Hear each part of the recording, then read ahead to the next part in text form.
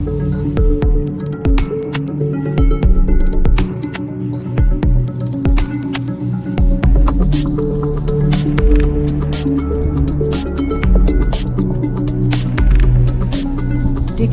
AI. Olá, sejam bem-vindos a mais um Decoding AI. Hoje trazemos o Pedro Gustavo Torres.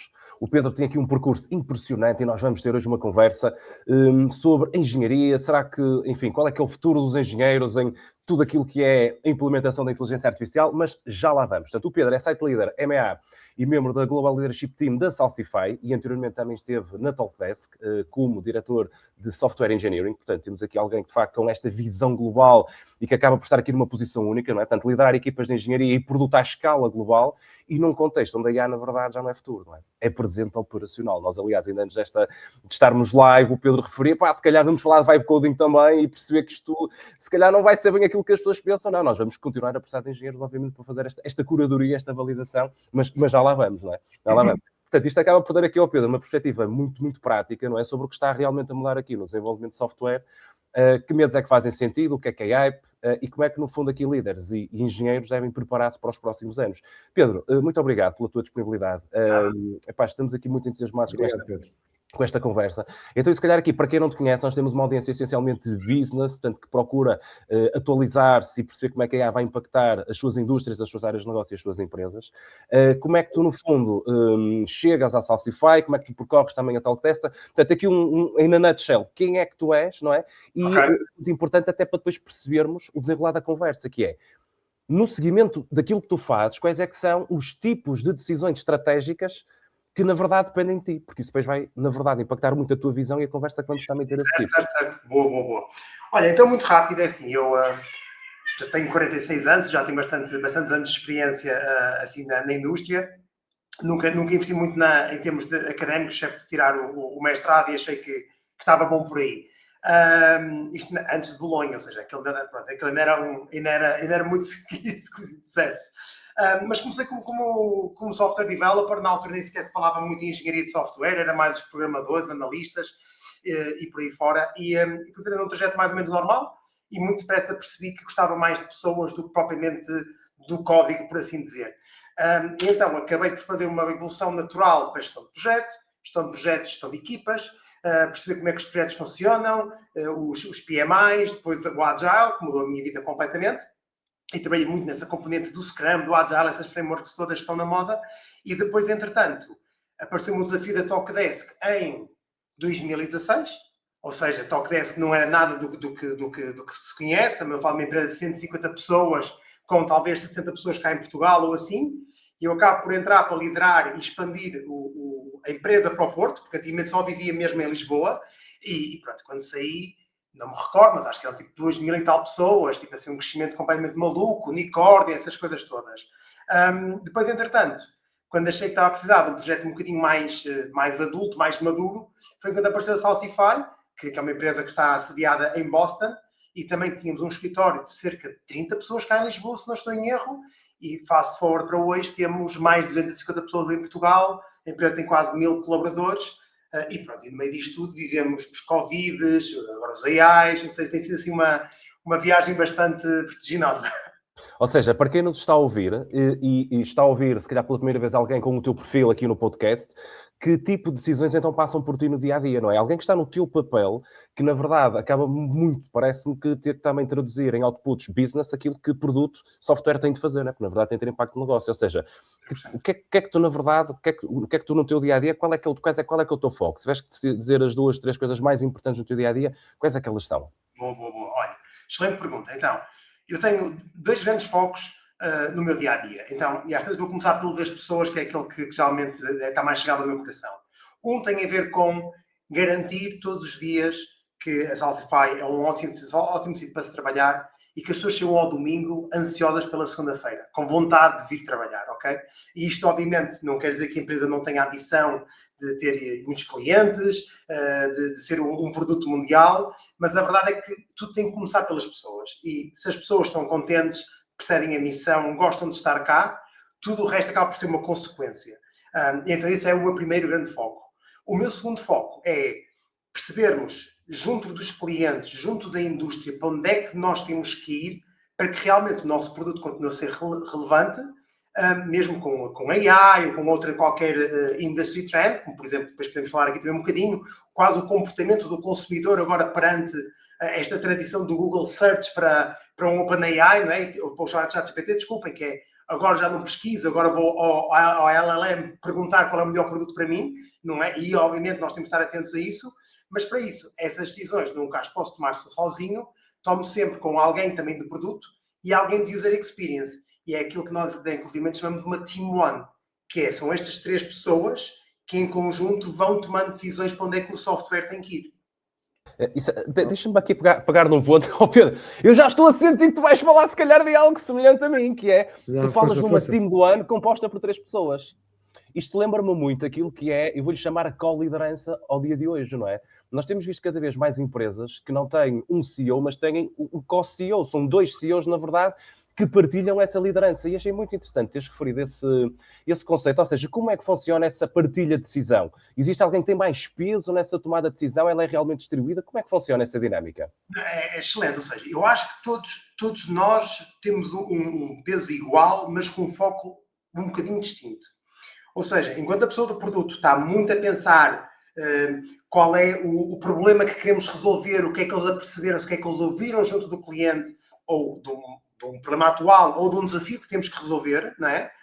A parte de engenharia ok, então eu perante este problema, qual é a forma mais elegante de eu conseguir resolver isto? Como é que eu consigo que seja future-proof e que possa escalar para mais não sei quantos utilizadores? E então é muito o como. E a parte de user experience é garantir que sabemos o que é que queremos resolver, como é que resolvemos, mas acima de tudo tem que ser consistente, tem que ser, outra vez, tem que ser elegante e tem que ser uma coisa que seja intuitiva para o utilizador. Até porque nós, neste momento que estamos no mundo 110% digital, se é que sequer se pode dizer isto desta maneira, o cliente é muito exigente, não é? Uma pessoa clica num botão não pode demorar mais do que 2 segundos, senão a atenção perde-se, não é?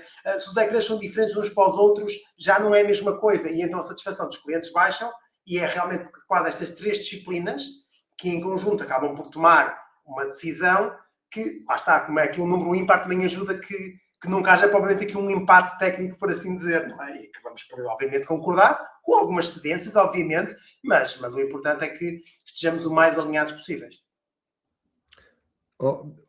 Pedro, eu tinha aqui 2 questões em relação àquilo que foi a tua intervenção, muito interessante. Esta questão, há uma, digamos, uma preocupação crescente com esta questão do bem-estar e da felicidade nas organizações, e eu gostava de saber a tua opinião, se isso é uma coisa muito própria desta área mais de digital, tecnológica, ou se tu tens essa convicção que é transversal. E depois, uma outra questão que para mim é muito... que me é muito cara, que é, quando tu tens uma série de processos de decisão, não é? Se tu pudesses, de uma maneira geral, dizer quais são como é que tu fazes? Tu atribuis algum processo de decisão ao agente? É sempre tu que tomas a decisão? Isto é, tu no processo de decisão delegas a decisão, portanto, neste caso, como nós estamos aqui num podcast, não é, que anda muito à volta da inteligência artificial, porque é uma coisa que eu me revejo muito, não é? Portanto, as pessoas às vezes vão para as ferramentas sem primeiro pensar, eu vou entregar que decisão à ferramenta. Certo. E para mim isso tem que ser prévio à decisão de que ferramenta, não é? Claro. E estou muito curioso de ter o teu feedback e a tua resposta a estas 2 questões. Boa, excelente. Olha, em relação à primeira, vou-te dizer que eu conheço bons exemplos em diversas indústrias e posso dizer 2 delas que são muito, muito diferentes. Uma é uma companhia aérea nos Estados Unidos, chama-se Southwest Airlines, muito conhecida por ter a política de os nossos colaboradores estão em primeiro lugar e os nossos clientes respeituosamente estão em segundo lugar. E então o que eles basicamente fazem é que tratam os colaboradores de maneira como querem que os colaboradores tratem os seus clientes. E então há quase esta passagem de responsabilidade, não é? Que acho que é fantástica. Existe outra empresa também numa indústria muito curiosa, que é Morningstar, que é literalmente de plantação de tomates. Eles são também uma empresa super à frente, super futurística, mesmo muito engraçada. Agora que estamos a falar, até me recordo de um livro também muito giro, que chama-se Maverick, escrito por um brasileiro chamado Ricardo Semler. Pronto, outro tipo, um visionário, né, daqueles, né, tipo fora de série, outra vez muito à volta de felicidade no trabalho, mas não é felicidade de trazer croissants de manhã e café. Não, é felicidade porque damos propósito, damos autonomia, não é? Damos as ferramentas e as valências às pessoas para elas realmente sentirem-se bem naquilo que estão a fazer e isso traduz-se em felicidade. Eu acho que no mundo tech, ou no mundo digital, acho que é mais comum encontrarmos mais exemplos. Porquê? Porque a verdade é que a guerra por talento é geralmente bastante feroz, procura-se sempre os melhores, e é por isso que não é uma coincidência que chegamos aos campos das Googles e das Metas, e que às vezes quase parece um parque de diversões. Depois também há aqui um pequeno requinte de malvadez, que como se nós dizemos aqui na nossa terra, isto não há almoços grátis, não é? E como é óbvio, há também muita política de empresa que é para manter os colaboradores mais tempo lá. Quando dão por ela, na verdade, não é um trabalho das 9 às 6, é um trabalho das 9 às 9. Mas isso, pronto, já no caso que íamos por um caminho um bocadinho diferente. Mas acredito que sim, que acho que dentro de tech existe talvez uma sensibilidade diferente para se criar essa harmonia no trabalho, porque realmente já existem N estudos que indicam que a produtividade dispara com a felicidade no local de trabalho. Em relação à tua questão sobre os agentes, é interessante porque eu acho que os agentes no AI é uma ferramenta nova e que, como ferramenta nova traz aqui alguns riscos, alguns perigos associados, que é, todas as ferramentas são maravilhosas quando as estamos a utilizar corretamente e quando utilizamos para os fins corretos. Claro que o AI hoje em dia é tão, sei lá, é quase o canivete suíço digital, aquilo dá para tudo, não é? Por exemplo, o Marcos parece estar assim a mais adoentado a tossir, vai ao ChatGPT, pergunta o que é que ele deve tomar, o ChatGPT tem uma opinião. Tu, Pedro, às tantas agora com os problemas da tempestade, vais perguntar qual é a melhor forma de arranjar o telhado, o ChatGPT também te responde a isso. Ou seja, realmente a panóplia de conhecimento que uma ferramenta dessas tem é infindável. E então fica muito tentador que realmente, com o meu dia-a-dia, com a pressão que eu tenho e com tanto trabalho para fazer, quanto mais eu conseguir delegar uma ferramenta, melhor. A verdade é que eu acho que estas ferramentas têm duas características que tornam este processo muito desafiante. Uma, eu acho que elas ainda alucinam bastante, ou seja, acho que as ferramentas têm uma evolução extraordinária, mas ainda tem aqui uma componente onde claramente a coisa fica ali um bocadinho perdida. E tem uma explicação muito, muito, muito simples, não é? Eu acho que acima de tudo vem por dois grandes fatores. Porque a janela de contexto, a informação que nós podemos passar à ferramenta é limitada, e então já está provado que à medida que vamos interagindo com o LLM, ou a ferramenta, ou o ChatGPT da vida, ele vai se esquecendo das primeiras iterações, e é natural que depois comece a desviar-se do verdadeiro propósito, e depois, como eu costumo dizer, a ferramenta é uma pleaser. Ou seja, há uma tendência muito natural de um ChatGPT concordar connosco, e quer muito concordar connosco. Ou é alguma coisa que é completamente estapafúrdia, como por exemplo dizer, olha, está frio lá fora e eu sou muito acalorado, o que é que achas de eu ir de calções para o trabalho? E ele muito possivelmente vai tentar concordar comigo de alguma maneira. E vai dizer, mas tu sentes mesmo muito calor. Então é capaz de fazer sentido. Quando às tantas, nós estaremos aqui a conversar, nunca iremos achar isso uma boa ideia. Porquê? Porque nós não temos esta missão de querer agradar uns aos outros. E então acho mesmo que estes dois fatores fazem com que as ferramentas não sejam muito imprevisíveis, e a verdade é que estamos a transitar de um modelo máquina de calculadora altamente determinístico para um modelo que acho que nós quase nunca conseguimos interagir com um semelhante, que é probabilístico. Nunca conseguimos ter a mesma resposta por muito que nos esforcemos e tenhamos o mesmo tipo de interações. E acho que então realmente fazer uma delegação cega com estas condições a mim parece-me bastante prematuro. Com aquilo que nós conhecemos, acho que é mais interessante interagir, discutir e antes de dizer, agora executa, quase fazer um bocadinho quase como no feedback, já não, explica-me lá o que é que tu percebeste da nossa conversa, o que é que tu achas que devemos fazer a seguir? E então a ferramenta explica o que vai fazer e agora eu posso dizer, ok, faz, mas sempre bastante controlado do que propriamente delegar às cegas e dizer, olha, eu gostava muito que tu me escrevesses ou que tu criasses agora uma nova música, eu gosto muito de música pop. E lá, ok, sim senhora, eu vou já fazer. Porque a verdade também, como pedido tão ambíguo, torna-se muito complicado esta delegação, é sem contexto quase. Sim, e agora, se calhar, pegando até nesta curadoria que tu referes, se calhar podemos pensar um bocadinho como é que a IA, na verdade, está a criar então mais valor, ou não, no desenvolvimento de software. Ou seja, em nível de produtividade, qualidade, velocidade, bugs. Isto é, olhando agora, e no seguimento da conversa que estamos a ter e da utilização, por exemplo, como falavas agora de um LLM para fazer discovery de produto ou fazer discovery de uma solução para um problema qualquer que nós queiramos resolver, seja que roupa que nós vamos vestir seja algo mais complexo, como é que tu vês então, de facto, a IA no desenvolvimento de software e tudo aquilo que neste momento se fala, portanto, deste hype, ou seja, a IA vai escrever todo o código ou não vai ser assim? Será que só damos os júniores? Será que o programador júnior vai deixar de ter lugar no mercado de trabalho? Será que ele, para ter lugar, vai ter de criar portfólio e mostrar esse portfólio? Mas ele já não vai ser júnior, na verdade. Na verdade, ele vai ter de fazer acontecer. Ou seja, como é que tu vês, então, esta criação de valor da IA, mais concretamente, então, ao desenvolvimento de software? Boa. Não, excelente. Olha, eu vejo que a AI vai mudar a nossa vida para sempre. Já está a mudar a nossa vida para sempre. Acho que o potencial que nós temos agora enquanto indivíduos para a criação, neste momento já não tem quase limites, ok? Eu até acho que, e depois penso falar disso mais tarde, quase que tiramos o bottleneck da criação, que era, sei lá, imagina, eu gostava de criar uma imagem de qualquer coisa. Tinha que ir a um Photoshop, aquilo são horas de treino, nunca na vida faria uma coisa desse género. Agora chegamos a um nano-banana, escrevemos qualquer coisa, uma imagem está criada, não é? Fantástico. Mas acho que estamos a passar o bottleneck da criação para a distribuição, que é, agora existe tanta coisa que quer dizer, isto, qualquer pessoa já cria uma imagem, cria uma aplicação, cria tudo. Mas a verdade é que nós continuamos só não sei quantos milhões e com capacidade finita de absorção de tudo isso. Então, acho que agora o problema é quais são as aplicações, os produtos que se destacam e os outros que não se destacam. E acho que isso realmente, para mim, acho que é super interessante de ser observado. Mas voltando à tua questão, eu acho que a adoção deste tipo de ferramentas está, neste momento, bastante generalizado, ou seja, estamos todos a adotar, uns com mais contenção e conservadorismo e outros com mais otimismo, porque acham que têm que entrar no barco o mais cedo possível, senão vão perder aqui um bocado esta AI race.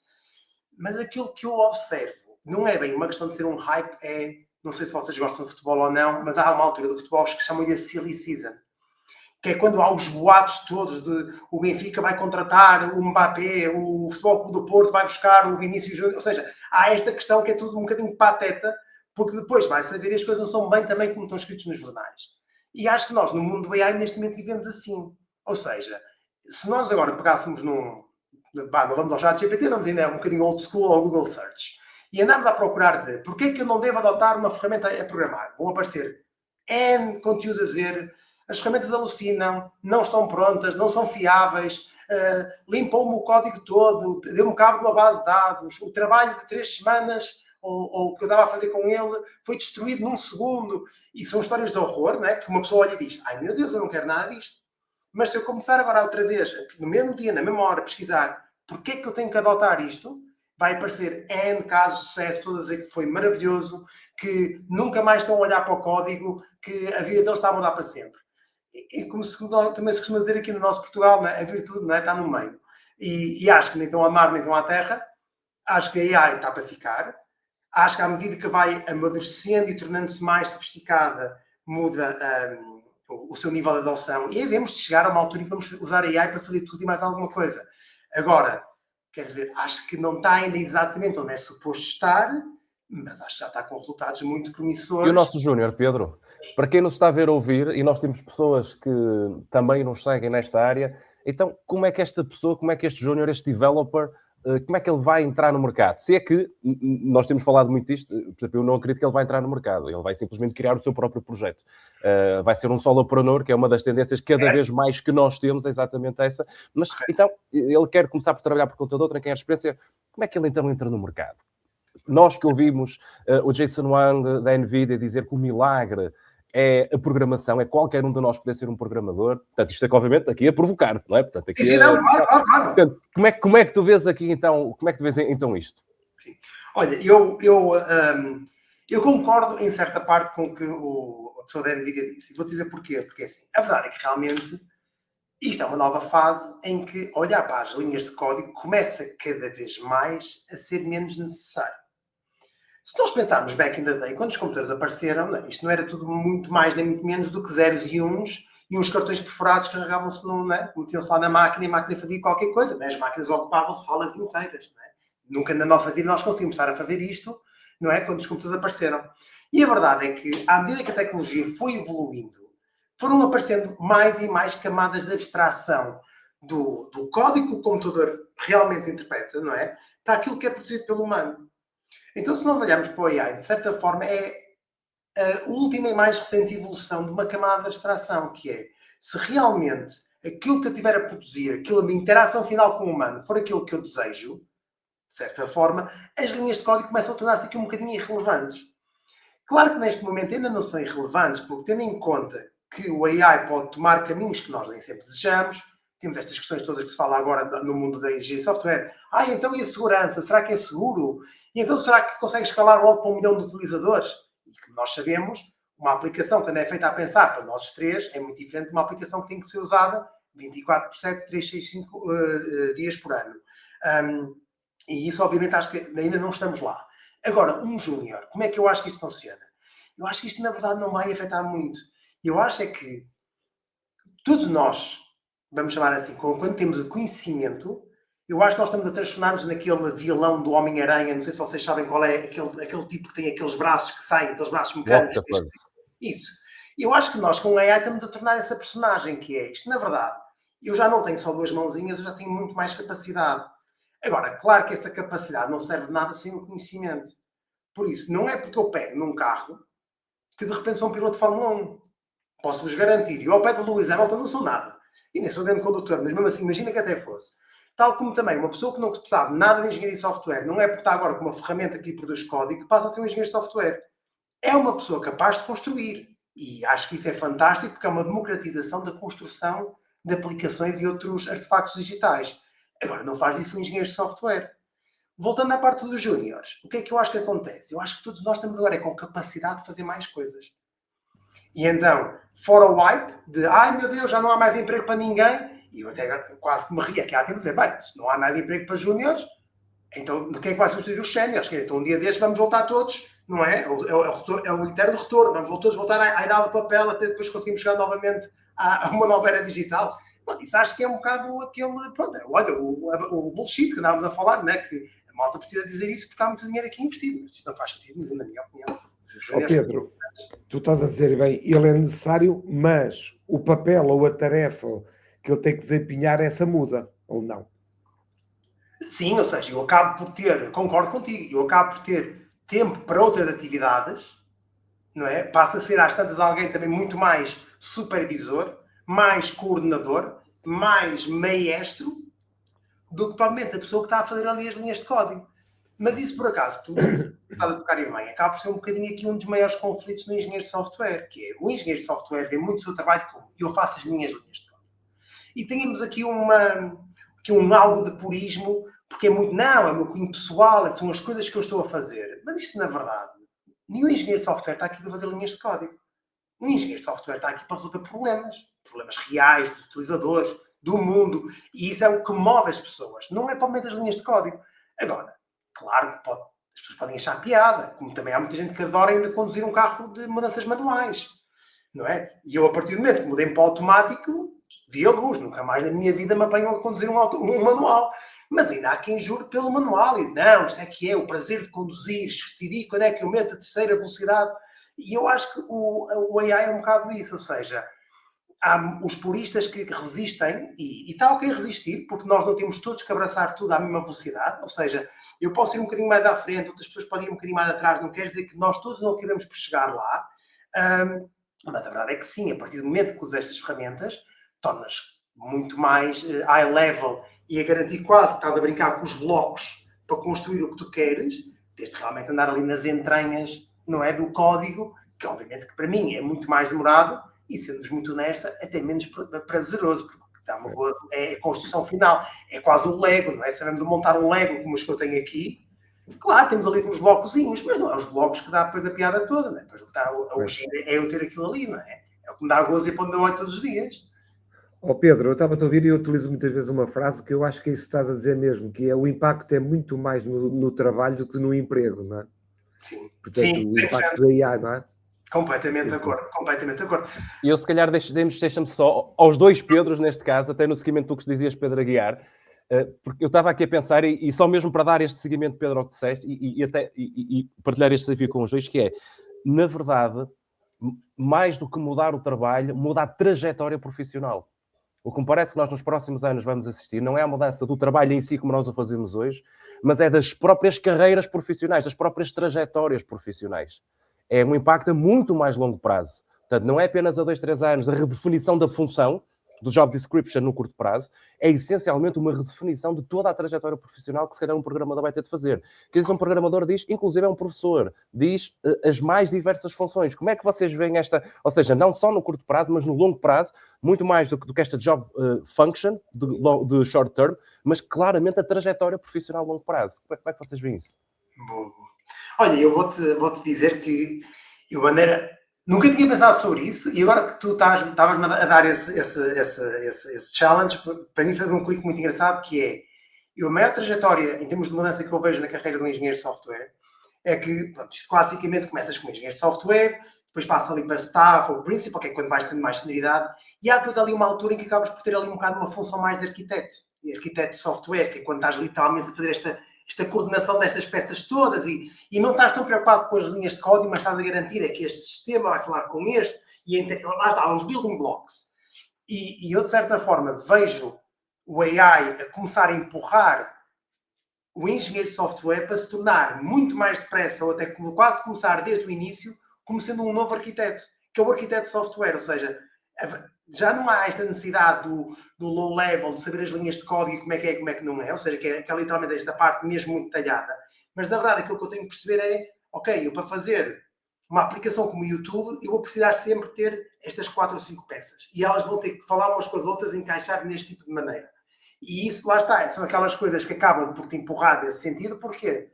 Porque as linhas de código acabam por ser já uma coisa que já está garantido, que é não. Depois, quando eu ponho as minhas peças todas no sítio, ele vai gerar isto por mim. Até quase que me faz lembrar, e algo que eu, por acaso, receei, porque poderia ser muito desafiante para a empresa, não sei se vocês alguma vez tiveram experiência com o Software OutSystems, que de certa forma, que é uma empresa portuguesa muito engraçada, que tentou resolver um bocadinho isso, que era, na verdade, era arrastar quadrados e bolas e triângulozinhos, e quando carregávamos no botão, ele gerava o código todo por trás.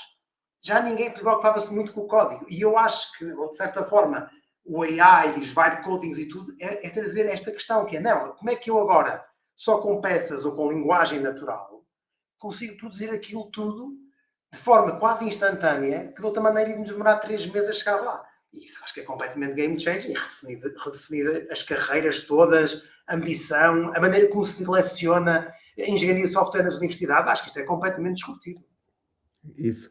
Eu também estou como tu, Pedro, e realmente eu não tinha pensado desta forma como o Marcos colocou, porque realmente uma coisa que afirmo muitas vezes é que nós estamos perante não uma transformação tecnológica, mas mesmo do negócio. Quando temos empresários, como muitos que nos estão a ouvir, os nossos empresários, e às vezes é mais complicado fazer passar isto nas próprias PMEs, que vão ter que mudar o negócio deles, porque o negócio deles deixa de fazer sentido perante as ferramentas que têm. E isso pode-se aplicar também à carreira individualmente, não é? Tu não estás a transformar uma parte da tua carreira, a tua carreira como um todo. E tu estavas a focar aí, e bem, na parte da engenharia, e eu estava-me a lembrar, eu na nossa pós-graduação, eu tenho um módulo de inteligência artificial no marketing e nas vendas. E eu costumo dizer, nós vamos para a 10ª edição e já mudei 10 vezes o programa. E a última vez é muito curioso, que eu disse uma coisa que nunca pensei dizer, que é, nas equipas de vendas, como em qualquer função da empresa, nós vamos ter que dar prioridade àquilo que é interno. Isso nas vendas é muito difícil de perceber isso. Tu já não és bom nas vendas pela tua relação que tens com o cliente, no sentido da relação para fora, que a relação continua a ser importante, mas é nesse aspecto, cada vez mais com este conhecimento, com a tecnologia que o cliente tem disponível, o cliente vem ter contigo e tu não podes falhar, e para isso tens de estar organizado internamente. Não é? É quase uma figura que se vê muito na internet, mas que deixa de ser verdade. Se tu gostas de borboletas, a melhor maneira não é apanhá-las lá fora, é fazeres um jardim espetacular para elas virem contigo. Isso muda o engenheiro, como tu estavas a dizer muito bem, mas muda o papel, por exemplo, de um vendedor ou de um comercial, de uma forma que é tu, se não estiveres bem e bem organizado internamente, tu vais perder. E depois, eu ia deixar isto para o fim, mas porque já passou um bocado, mas agora pode ser, que é outro papel que vai mudar, porque quando estávamos a falar logo no início do bem-estar, da importância, como tu disseste, e do exemplo da Southwest Airlines, que é outra coisa, que é cada vez mais os nossos empresários que são líderes, e os líderes têm que ser cada vez mais egoístas. O que eu quero dizer com isso? Eles têm que olhar pelos próprios, que há muita gente que se preocupa com a equipa, mas, por exemplo, não toma conta da saúde mental dele, não toma conta, quer dizer, são líderes com excesso de adrenalina ou de cortisol, portanto, excesso de stress, e isso prejudica a equipa. Portanto, tu, para seres um bom líder, tu, acima de tudo, tens de estar em primeiro lugar, tens de cuidar de ti, estás bem contigo próprio, só como é que vais ajudar a equipa numa altura, como tu falaste, temos estas decisões todas, esta silly season, não é? Quanto mais para tu dizeres à tua equipa em que é que ela deve confiar, ou qual é o caminho, mas estar bem contigo próprio, não é? Eu acho que estas mudanças são realmente muito estruturais e vão bater naquilo que foi a questão do Marcos. Não é? E deixa-me concordar contigo, Pedro. Eu até gosto imenso de dar um exemplo exatamente o que estás a dizer, que é, eu não sei qual é a vossa frequência a viajar de avião, mas quando nós estamos no avião e estamos a ver o safety video, quando se fala daquela parte das máscaras, não é? E está a mãe com a criança, diz sempre, primeiro a mãe põe a máscara, ou o pai põe a máscara, e depois é que se põe a máscara na criança. Não porque nós achamos que de repente a vida da criança não é tão importante como a do adulto, mas a verdade é que se o adulto não estiver bem, como é que vai ajudar? E isso para mim é o exemplo mais concreto e mais simples de perceber exatamente o que estás a dizer, Pedro, que é, as pessoas têm que cuidar de si, tem que haver muita serenidade, porque a verdade é que realmente isto é em todo lado, né? Ou seja, as notícias estão em todo lado, nós estamos constantemente a ser bombardeados como tudo está a mudar. Estamos na silly season e então de repente o FOMO, não é? O Fear of Missing Out, é genuíno e então realmente acho que deve gerar aqui muitas noites mal dormidas, mas há que ver isto com calma porque todos nós vamos lá chegar, isto vai mudar para toda a gente, quer as pessoas gostem, quer não. A grande dúvida aqui passa sempre por, e eu até acho que é de certa forma a oportunidade que a humanidade tem neste momento. Só porque eu sou muito competente naquilo que eu fazia no mundo sem AI, não quer dizer que eu vá ser muito competente no mundo com AI. Ou seja, a adoção com sucesso destas novas ferramentas é uma nova oportunidade para uma pessoa que fosse mais underperforming ou só average, né? Pronto, de certa forma, qualquer pessoa que estava a apurar um bocadinho mais num sentido mais normal, a mediocridade, que é ok, eu não sou brilhante, com estas ferramentas todos nós conseguimos brilhar.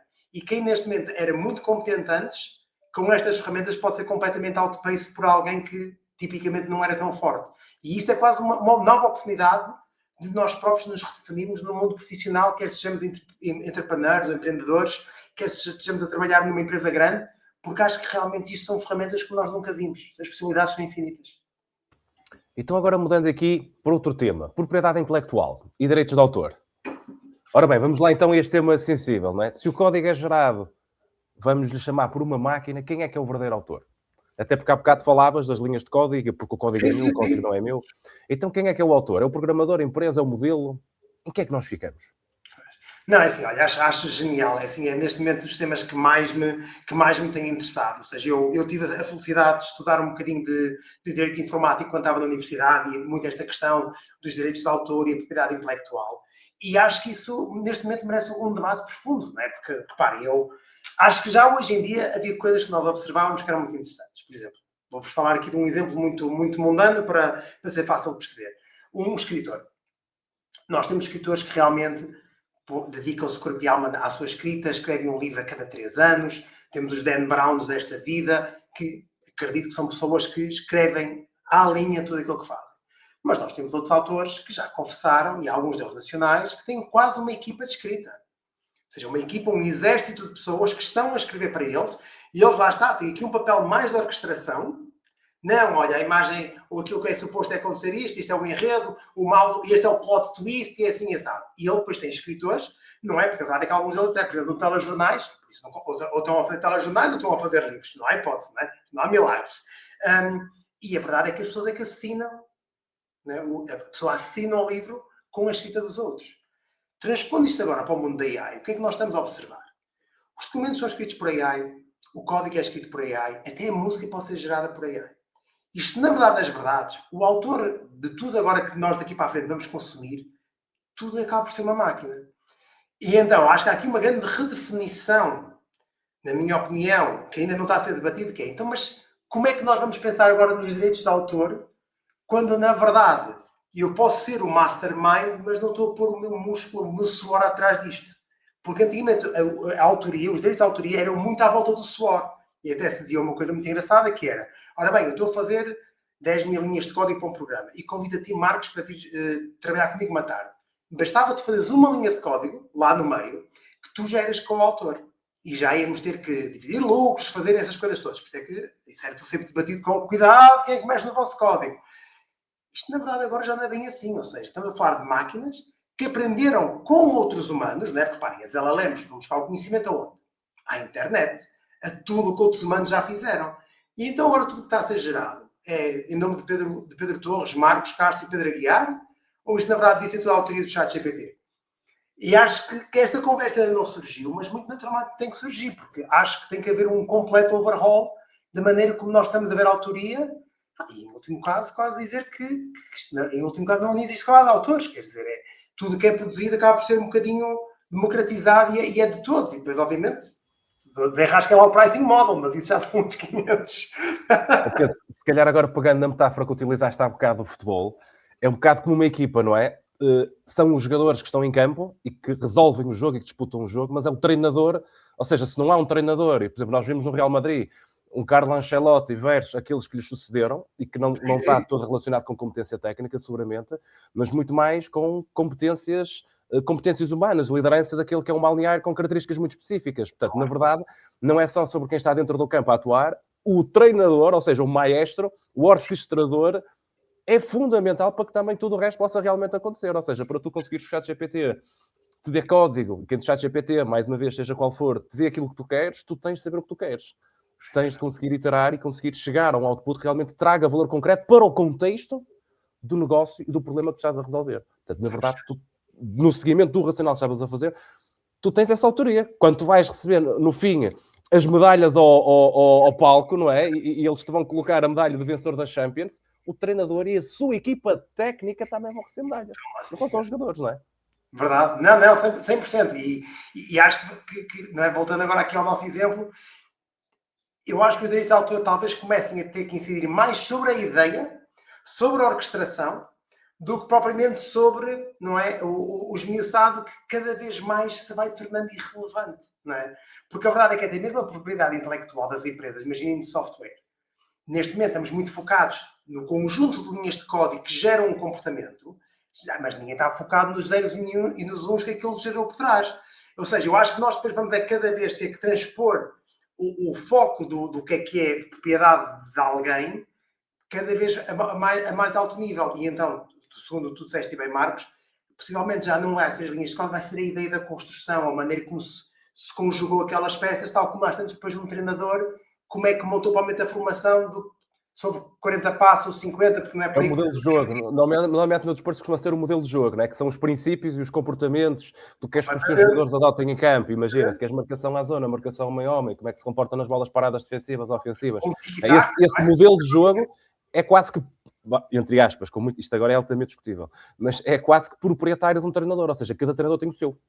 Claro, completamente. Tu, quando contratas um treinador, lá está o tal orquestrador, tu contratas uma ideia de jogo. Se contratas o Jorge Jesus, vais contratar uma ideia de jogo. Se contratas o Farioli, contratas outra ideia de jogo. Se contratas o Mourinho, contratas outra ideia de jogo.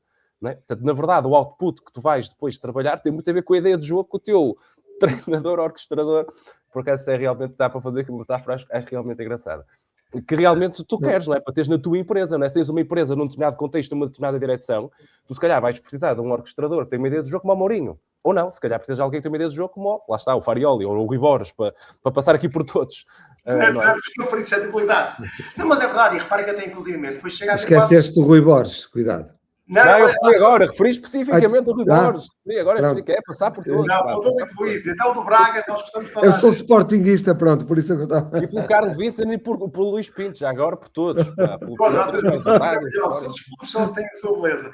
Não, mas a verdade é que até traz oportunidades quase para as assinaturas, não é? Por exemplo, muito treinador pode chegar com uma ideia de jogo como ficou muito celebrizado, o tiki-taka, mas inevitavelmente remete sempre para um Guardiola, não é? Eu sei que estamos aqui a falar muito de futebol, mas isso quase podia em si ser propriedade intelectual, que é foi ele que concebeu aquela maneira de jogar, não é? E lá está, e acho que é um bocado depois por aí que nós possivelmente vamos começar a evoluir o que são os direitos de autor, que é muito mais a ideia em si do que provavelmente o artefacto gerado, que eu acho que cada vez mais vai perdendo a sua preponderância. E porquê? Porque depois tudo isso acaba por ser facilmente gerado outra vez. A ideia é que tem que estar lá. Eu estava-vos a ouvir e realmente aqui há uma, portanto, uma tendência ou algo que a IA nos está a fazer, que é, nós realmente vamos ter que tomar, voltamos à questão das decisões que o Pedro falava, nós vamos se calhar não, vamos com toda a certeza tomar menos decisões, só que as decisões que vamos ter que tomar são cada vez mais impactantes e cada vez com um impacto mais transversal na organização ou na nossa vida, seja o que for. Portanto, há aqui um certo paradoxo, aliás, há muitos paradoxos atualmente, e um deles é esse, é que eu costumo dizer assim, nós nunca fomos tão pouco humanos como somos hoje, não é? Nós olhamos para o mundo e é complicado nós encontrarmos, quando nos dizem que a inteligência artificial nos vai tirar a humanidade, a mim dá um bocado de vontade de rir, porque tu olhas para o Irão, onde morrem, se calhar no final disto tudo vai morrer 500 mil de pessoas, não é? Já morreram 1,5 milhão de russos na guerra porque alguém resolveu, já morreram 500 mil ucranianos, quer dizer, olhas para os Estados Unidos e percebes o que está a acontecer. E eu digo assim, onde é que está a humanidade, afinal, não é? E há este paradoxo, porque a IA vai pelo menos empurrar-nos para já também permitir dar esse conhecimento todo, e vai-nos empurrar realmente para decisões que são eminentemente humanas, não é? Vai se calhar ter que fazer aqueles trabalhos mais, como tu falavas, agora em relação às linhas de código, etc., mas depois a grande decisão, isto claro, partindo do princípio que vamos aplicá-la bem, não é? Certo. E que vamos fazer, não é? Pronto, eu sei disso. Mas realmente é isso, quer dizer, nós temos uma oportunidade, paradoxalmente, para ficarmos mais humanos em relação àquilo que é o que acontece, pá, em muitas situações. Ainda hoje me contou uma pessoa muito próxima a mim, olha, aquela pessoa que trabalhou contigo está com uma tendinite porque está a fazer um trabalho até administrativo, mas de tal maneira repetitivo que neste momento tem problemas até de locomoção de algumas partes do corpo. Quer dizer, isto pode ser resolvido com a IA, não é? Ou com a tecnologia em termos gerais, se quisermos, em termos da sua boa utilização. E, portanto, também há aqui este paradoxo, é que se bem aproveitada, nós realmente podemos dar um salto grande nesta questão da humanidade. E já agora também, Pedro, como tu dizias, o Bill Gates, não sei se leste o Gates Notes logo no início de janeiro, no blog dele, ele dizia uma coisa muito parecida com aquilo que tu disseste, que é, nós realmente vamos ter problemas no curto prazo, quer dizer, vamos ter que nos ajustar. Voltou a dizer, estamos na silly season, portanto, vamos ter esses problemas, que segundo ele, podem ir até ao máximo 5 anos. Pá, mas a partir daqui é inevitável, quer dizer, se nós tivermos alguma consciência, isso vai correr tudo melhor. Agora, vamos passar aqui uma silly season, que não é de 2 ou 3 meses como no futebol, se calhar será 2 ou 3 anos ou 4 anos, mas temos que olhar para aquilo que vem depois, preparando-nos agora. Também é uma coisa que tu disseste muito bem e que me revejo muito nisso. Não, sem dúvida, sem dúvida. E já estamos aqui a moldar comportamentos, não é? Com estas novas ferramentas. Reparem, por exemplo, na minha empresa, uma das coisas que temos observado, e porque é muito de indústria, é o comportamento do consumidor, não é? Eu antigamente, quando queria procurar, vamos dizer, uma caneca para beber água, tipicamente ia ao Google Search, não é? Ia ao Google, ia procurar canecas de água, qualquer coisa, quer uma que seja térmica, isto e aquilo. Isto hoje em dia, até eu já não faço isso, não é? Ou seja, hoje abro o ChatGPT, ou o Claude, ou o Gemini, né, também para falarmos todos, ou até o Perplexity, e vou chegar a dizer assim, eu sou uma pessoa de 46 anos, gosto de atividades outdoor e gostava de poder levar água comigo nos passeios. Ele vai dizer, maravilhoso, olha, tens aqui esta opção, tens esta opção, tens esta opção. Eu já nem me lembro de ir ao Google. Não é? E então o que é que estamos a fazer? Estamos a sair do mundo onde as coisas se pesquisam para de repente estamos a receber quase uma resposta altamente curada por aquilo que uma máquina acha que nós vamos preferir. E à medida que nós vamos começando a confiar mais nessas recomendações, o nosso próprio comportamento já está completamente a ser alterado, não é? Ou seja, são estes novos hábitos em relação à inteligência artificial que acho que são completamente disruptivos e vão se criar novas rotinas, novos hábitos, novas maneiras de interagir e no final vai estar sempre tudo bem. É um bocado assim que eu acredito que isto vai ser. Sim. Na verdade é uma pesquisa cada vez mais contextualizada, não é? Quando nós pegamos naquilo que é framework de um prompt, na verdade, a primeira coisa que nós devemos dar é o contexto, não é? Depois Claro. é que devemos dizer qual é o papel que ele deve assumir, qual é que é a tarefa e qual é o output, o formato que nós queremos dessa tarefa. Né? Portanto, são os 4 fatores de trabalharmos um bom prompt. E o primeiro é efetivamente o contexto, e com esse contexto a pesquisa acaba depois por ser muito mais conversacional, não é? E pegando, se calhar, naquilo que falámos há pouco, da ideia de jogo e do treinador e da personalidade, vamos, se calhar, falar agora da personalidade do próprio LLM.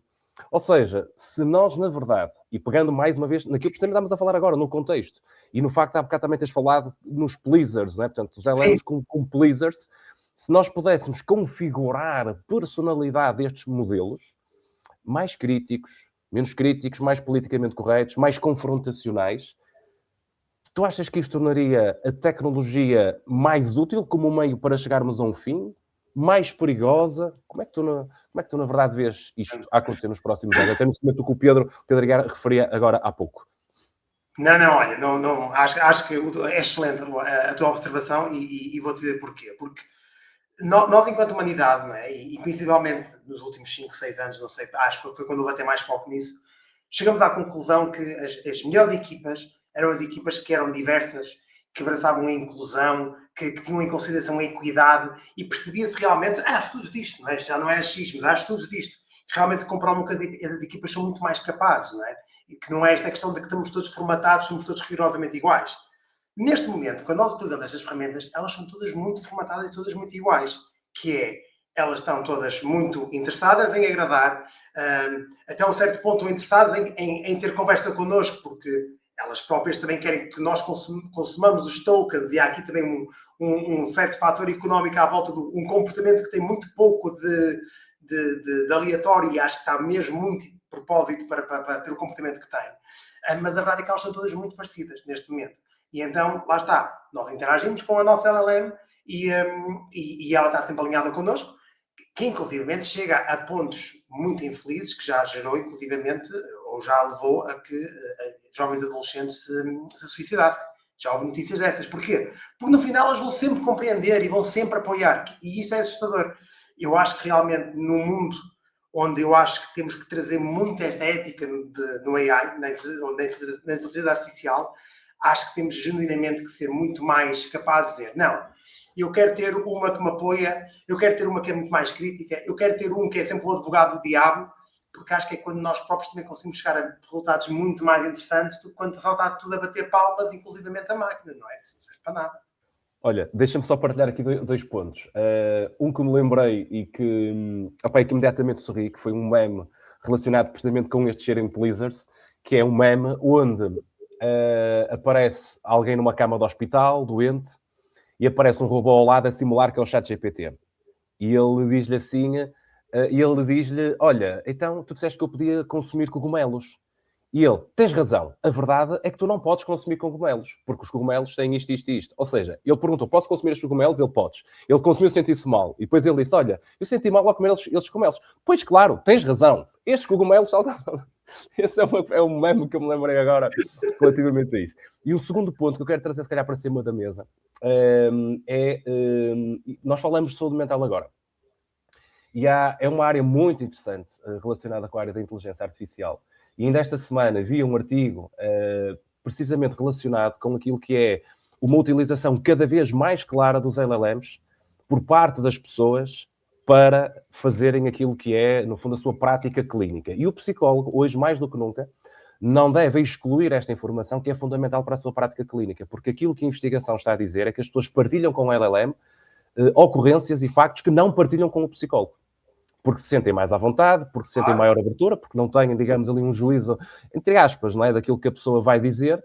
E, portanto, inclusive, projetos na área da psicologia que estejam a desenvolver precisamente dentro deste contexto, perceber a integração da IA dentro deste contexto é fundamental, porque é claramente um auxiliar do psicólogo e não o contrário. E porquê? Mais uma vez, temos aqui informação que deve ser integrada por um profissional que tenha experiência, que tenha o know-how, e é em virtude da integração que esse profissional faz que depois vai existir uma prescrição para o seu paciente. Portanto, tem toda a lógica aquilo que estamos aqui a falar. Se calhar um bocadinho já em jeito final, um bocadinho de conclusão, ou seja, estudante de engenharia, fez a sua licenciatura, quer ir então para o mercado, falamos um bocadinho sobre isto há bocado, o que é que ele deve fazer então? Ele vai bater à porta da Salsify. Como é que ele é contratado? Ele vai bater à porta tal que desce, como é que ele é contratado?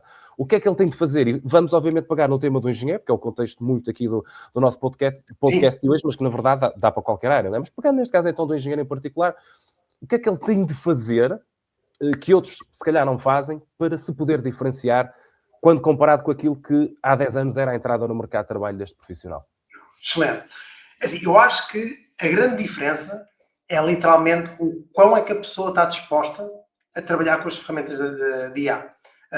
Ou seja, o engenheiro de software continua a ser altamente valorizado quando sai de um técnico, ou de uma nova, ou de uma FEUP, ou de um ISEP, ou de um ISEL, ou de uma Universidade de Coimbra, ou seja, pronto, temos tantas, não é? Acho que a base tem que estar lá, porque eu sem a base não faço ideia como é que se quer orquestrar e saber o que pedir à ferramenta para gerar as coisas, mas tem que ser alguém que vem com apetite, com curiosidade, com vontade de arriscar. Nós até chamamos os AI natives. O que é? São aquelas pessoas que, enquanto eu tenho que estar a ajudar, e não tem mal nenhumas, profissionais com 5, 10, 15 ou 20 anos de experiência, a abraçar este novo futuro, que, como disseste bem, é muito mais um presente, quando, na verdade, aquilo que eu estou à espera, se as universidades não nos desiludirem, é que os miúdos estejam a sair, já eles todos sabem aquilo que traz para a frente. Já sabem mexer no Cloud Code, sabem utilizar aquela ferramenta como ninguém. E porquê? Porque estão a conhecer o mundo de trabalho já através dessas ferramentas.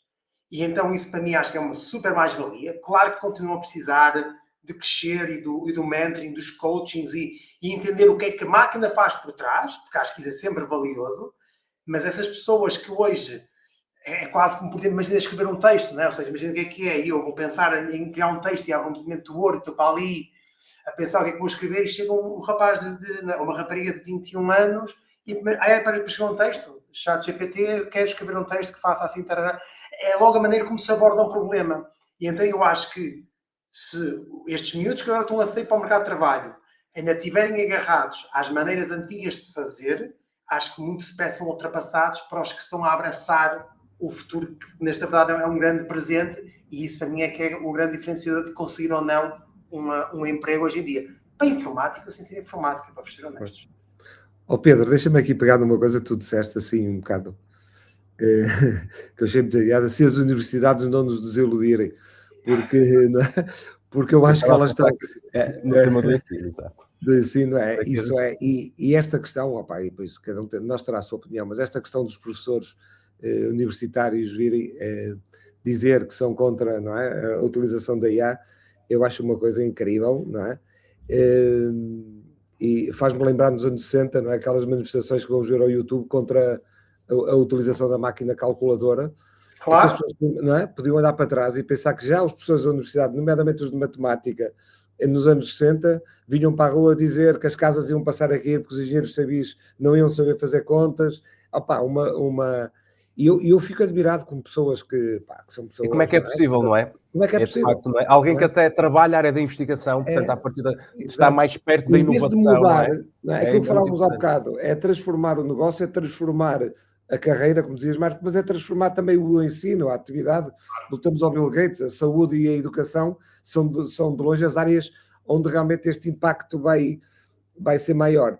E eu estive aí num debate com um professor da Universidade do Minho e ele disse uma coisa que eu adorei, porque perguntaram-nos se estaríamos de acordo ou não com esta proibição dos miúdos utilizarem na sala de aulas os ecrãs e tal. Certo. E ele disse uma coisa que eu agora até repito muitas vezes, mas a autoria foi dele. E ele disse uma coisa muito interessante, que é: eu aceitava que eles utilizassem os ecrãs, mas eu proibia que eles os levassem depois para o recreio. Porque o recreio é para eles jogar à bola, para esborrar as canelas, não é? Portanto, proíbam o rei dos ecrãs é no recreio.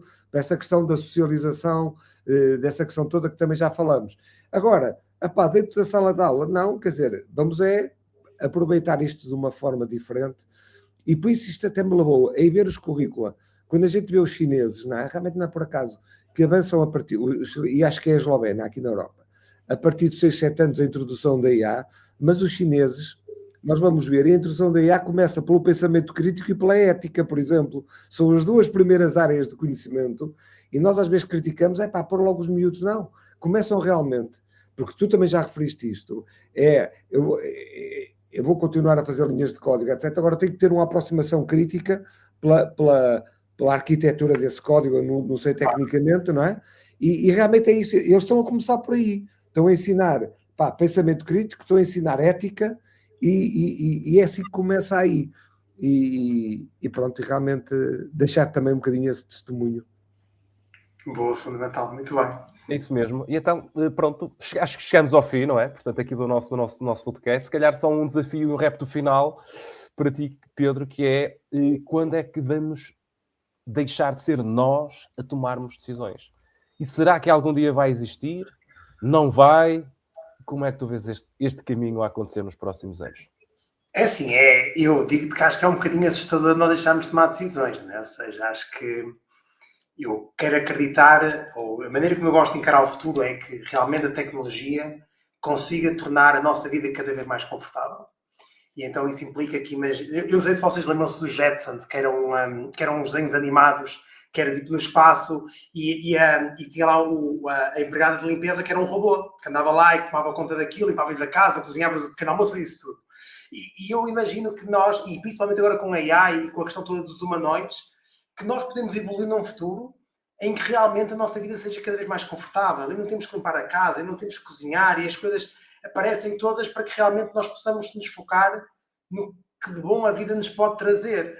E acho que é um bocado isso, que é claro que vamos ter que tomar decisões, se vamos querer fazer isto, ou vamos fazer aquilo. Acho que as máquinas vão estar cada vez mais no nosso dia-a-dia para nos aconselhar tal como um humano também aconselha. E a verdade é que acho que isso nós nunca devemos perder, até porque vamos ter tanto mais tempo para as coisas boas da vida, que claro, tudo há de ter que ser repensado, mas vejo o futuro com muito otimismo, mas nós ainda com muita autonomia e poder de decisão. Pelo menos é assim que quero acreditar. Sem dúvida. Não, é isso, só reforçar, Marcos, já contei aqui aquela experiência de 73 que foi repetida 25 vezes chamado Horizonte 25, com os ratos, não é? E é exatamente que ilustra isto que está a dizer o Pedro, que é quando nós deixamos... O que é que foi, Pedro? E replicaram 25 vezes essa experiência, que é realmente criar o ambiente ideal para os ratos, onde eles não tinham que fazer nada, não tinham que decidir nada. Comida em abundância, tudo, não sei exatamente o que é a vida ideal para um rato, mas foi feita por cientistas da área da biologia e criaram as situações ideais, não é? Começaram com 2 casais, portanto com 4 ratos, 2 casais de ratos, e passados 305 dias eles eram 800. Passados mais 100 dias estava completamente distinta a comunidade de ratos. Isso aconteceu 25 vezes. Não é? E isto ilustra muito, é a ciência, ao fim e ao cabo, é ilustrar aquilo que estás a dizer, é que nós não podemos deixar de tomar decisões, porque senão vai-nos acontecer exatamente a experiência que aconteceu do rato. Deixamos de tomar decisões, não é? Eles não tinham que procurar comida, aquilo depois a experiência é mais, porque não sei se nos ratos chama assim, mas começou a haver uma espécie de canibalismo até dos próprios filhos, para não ter que aturar os ratos pequenos. Depois, inclusive, por diferentes grupos, as próprias fêmeas passaram a rejeitar parceiros, portanto, passou a não haver descendência. É uma coisa... E o ponto realmente... é que nenhuma das vezes resultou. Esse é que nenhuma das vezes resultou. Repetido 25 vezes. E, portanto, digamos, a ciência a suportar aquilo que tu acabaste de dizer, sem dúvida. Muito bem. Pedro, muito obrigado. Tivemos aqui mais uma conversa muito interessante em mais um Decoding AI. Para quem nos está a ver ou ouvir, já sabe que nos pode seguir no YouTube. Subscrevam, por favor, o nosso canal. Sigam-nos também no LinkedIn e no Spotify. Muito obrigado e até breve. Obrigado, Pedro. Obrigado.